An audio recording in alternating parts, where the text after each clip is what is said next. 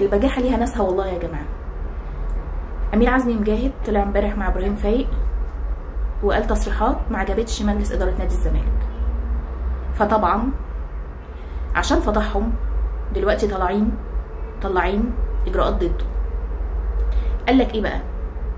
قال لك ان احنا حولناه للتحقيق، ومش بس كده، لا كمان هنمنعه من العمل داخل نادي الزمالك. ليه بقى؟ اهم حاجه السبب، عشان اراءه المغلوطه اللي قالها، خصوصا ان اخد كل مستحقاته.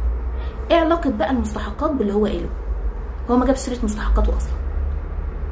هو اللي اتكلم فيه ان في سمسار دخل نادي الزمالك ومجلس الاداره مصهين وساكت، تمام. قال تاني حاجه ان في حد خاين في الجهاز الفني وكان بيسرب التشكيل قبل ما هم يجوا، ودي حقيقه وحصلت. قال ايه تاني؟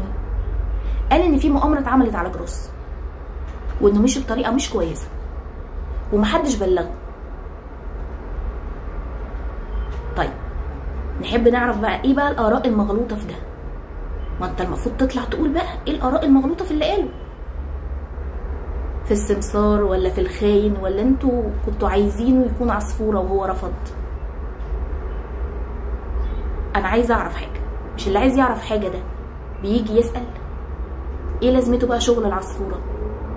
وبعدين مجلس اداره الزمالك اللي في العادي بيقعد بالاسبوعين والثلاثه عشان يطلع بيان يجيب فيه حق نادي الزمالك من اي حاجه بتحصل له، سواء من التحكيم او من اي حاجه، دلوقتي طالع بسرعه وجديه تاني يوم. ده ما كملش 24 ساعه على الموضوع. اشمعنى بقى في حق نادي الزمالك بتتاخروا؟ ولا بتبقوا خايفين ما بتتشطروش غير على الركبان؟ هو كده والله. بس هي فعلا البجاحه ليها ناسها.